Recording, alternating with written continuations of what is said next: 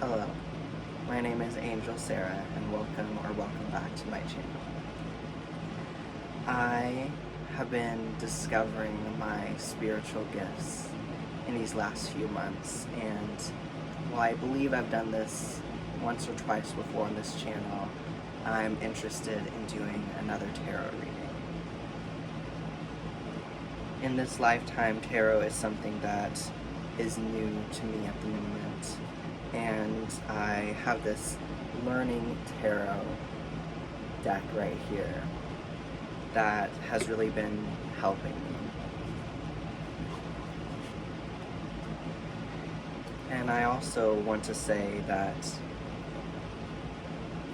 while it is true we all are remembering certain aspects of past lives and on a deeper level who we are as souls and individuals with these souls inside of us, to not be afraid to try new things and to be a beginner at it. I have seen a lot of people doing tarot and it really fascinates me, and perhaps it will be something I learn in the future of. I know people do specific spreads and talk about having a masculine and a feminine side and things of that nature. But today what I will be doing is pulling as many cards as I feel called to and reading off of them with you. I think tarot is an interesting tool because I have the connection to the divine, and I do direct channeled messages for Hecate. And today I also, for the first time, did a direct channeled message from Mother Gaia. Also on this channel I enjoy doing general channeling from Source in general and speaking through the intuitive downloads I receive. And I'm finding that just because I do have that ability, I do not wish to limit myself to only doing it that way if that's not what I'm called to be doing. So I will be pulling some tarot and telling you what I see.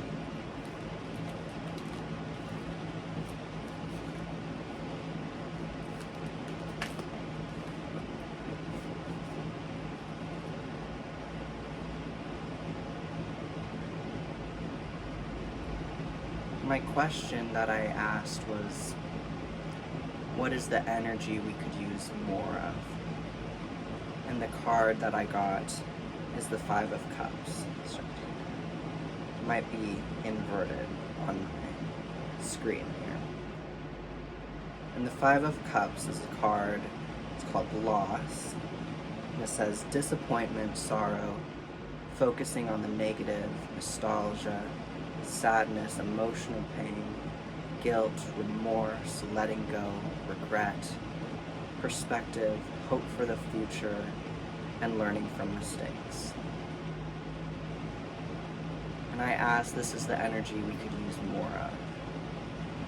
And seeing it at first, part of my ego, part of myself that doubts my abilities and connection to the divine, thought, oh no, this is a terrible card. This is a sad card. What do you mean we could use more of this sad energy? Don't we, almost in this egotistical, toxic positivity way, don't we want to be more happy?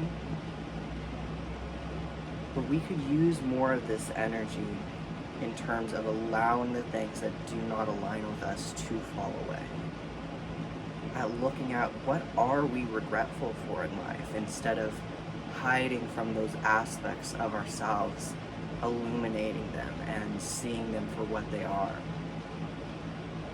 And it's okay to be nostalgic about the past, and in doing so that can also illuminate parts of the past that you want to bring into the future.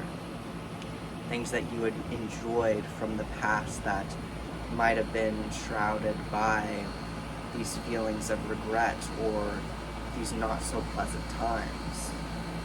But acknowledging there is still can be so much joy and peace, and finding the things you did enjoy in those parts of your life and bringing them more into the forefront of your life now.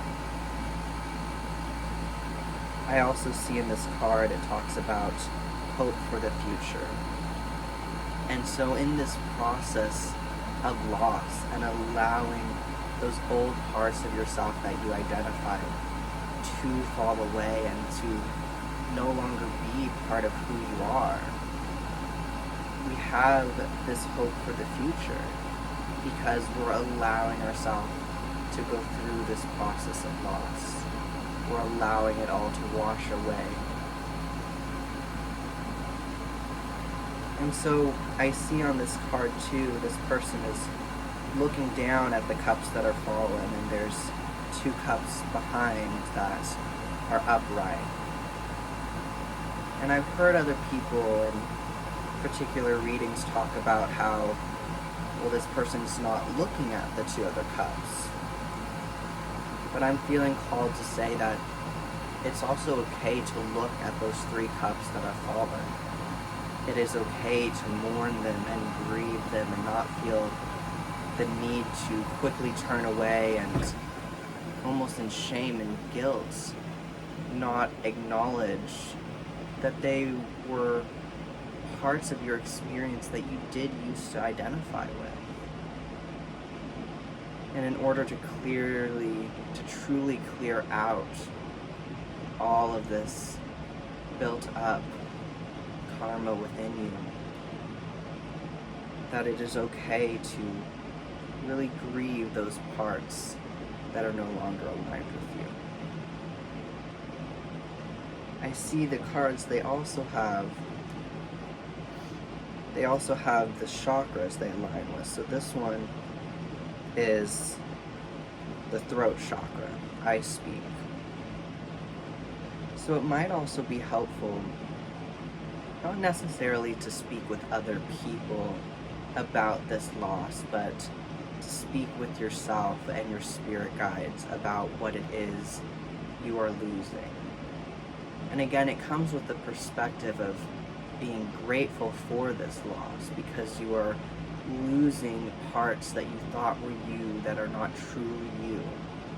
And so, while it is equally okay to celebrate at this time, really allow your body and your mind to go through this grieving process and speak about how that makes you feel, even if it's not how your highest self might speak or how you think you ought to speak about it, in terms of, again, almost this sense of toxic positivity that veils and ignores the negative feelings.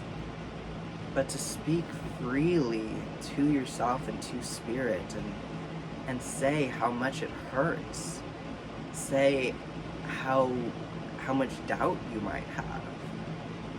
Say whatever type of feelings it stirs up within you.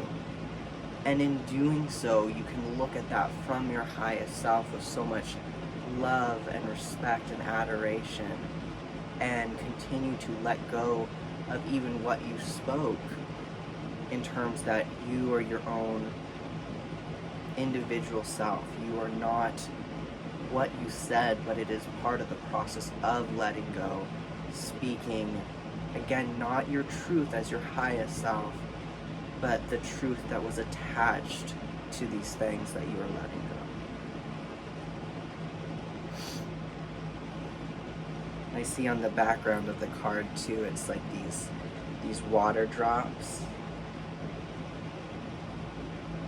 And it's interesting too, the color of how gray it is. It's not like a super saturated painting that can be kind of more vibrant, or the vibrancy that we can bring within us.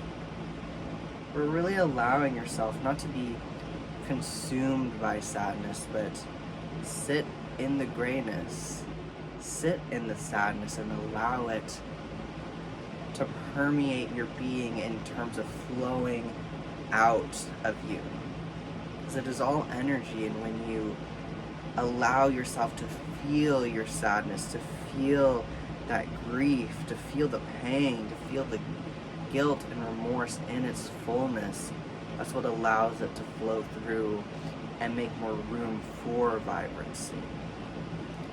But when we're going through loss and we're trying only to feel vibrant, only to feel hopeful and joyful and peaceful, it's not true peace we're experiencing. It is only the mask of it, for inside there's inner turmoil because this loss isn't being fully accepted or looked at or given the time and space to flow out of you. So embrace the sadness as part of letting go who you thought you used to be. I also see on this card they have this other card that tells you the planets and the zodiac signs. So I don't really currently know much about the zodiac signs, but I'll look at the planets. So this one is attached to Mars, which is of action and energy.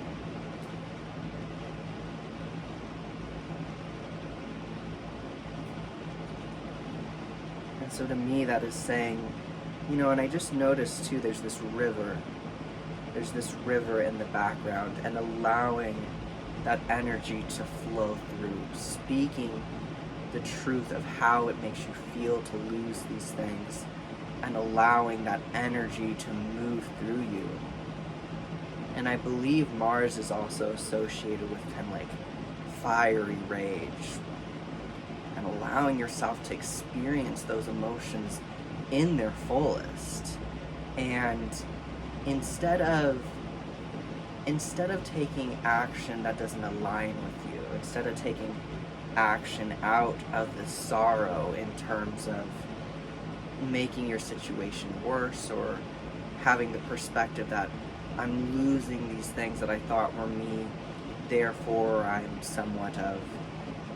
failing in some regard. So instead of taking action from a place of sorrow, the action that could be most helpful for you to take is the action of allowing yourself to release this. And what that looks like to you, that might be journaling or crying or screaming, or in a safe manner throwing things or hitting things, or having some sort of cord cutting ceremony of burning old things, or giving away and clearing out your space as well.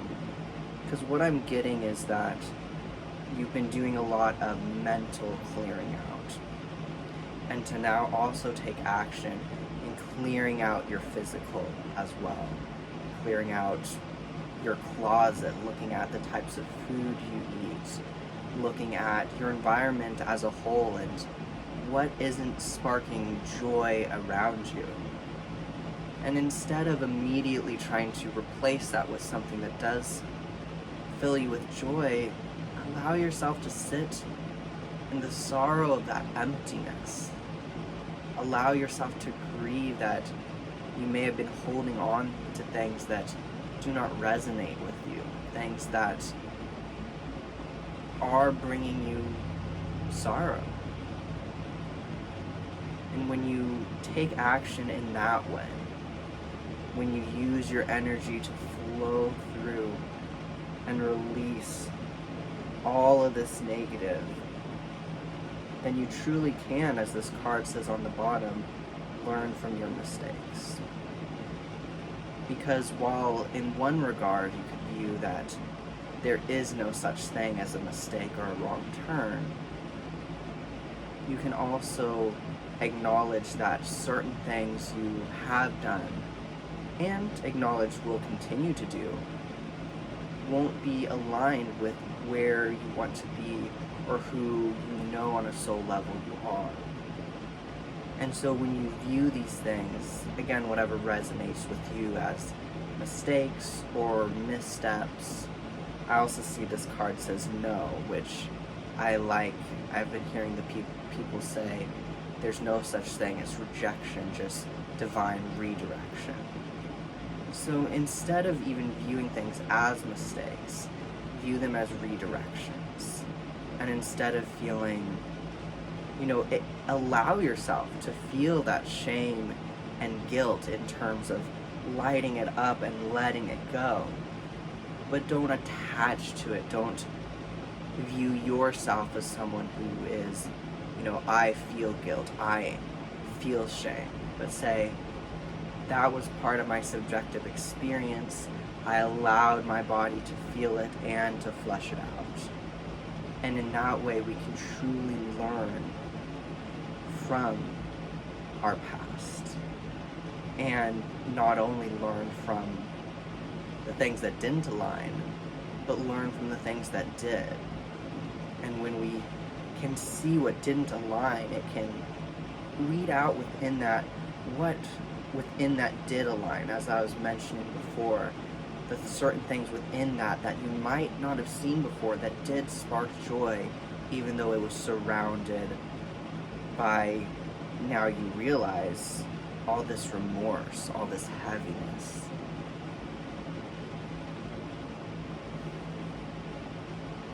And I see too that this person is wearing this black cloak and their shoulders are kind of up and they're hunched.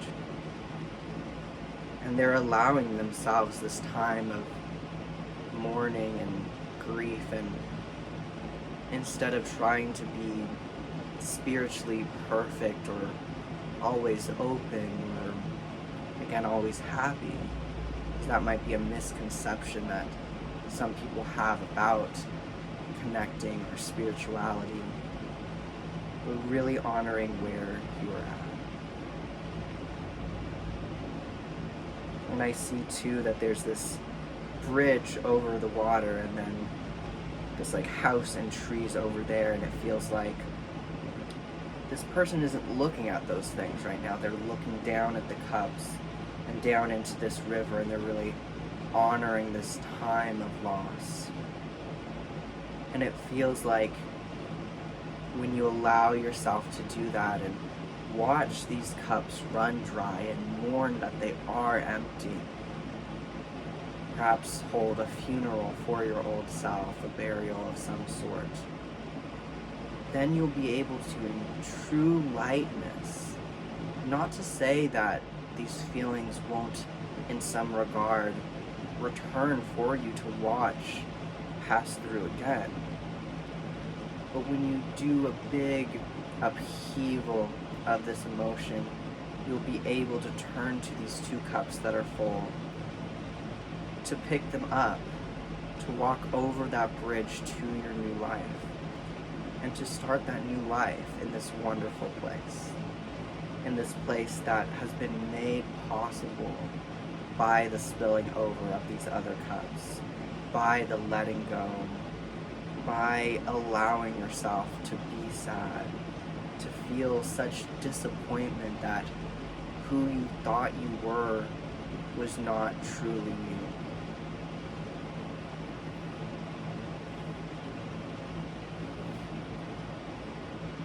I like on the back of these cards too, they have these moon and stars and trees. And to allow nature and the moon to ground you and to illuminate the situation as it resonates with you in particularly. And having that perspective that while this might be a process you do by yourself and with spirit, that there are so many other souls living here on earth going through the same thing, and to find unity and solidarity and respect for this process and communion within this, while allowing yourself that time of solitude and grief, knowing that it is propelling you on your highest path. I appreciate you being here. for this message. And I have so much faith in you and so much belief in your capacity to call in all the beautiful things that your soul knows is possible. I'm here with you, and I look forward to my next message for you.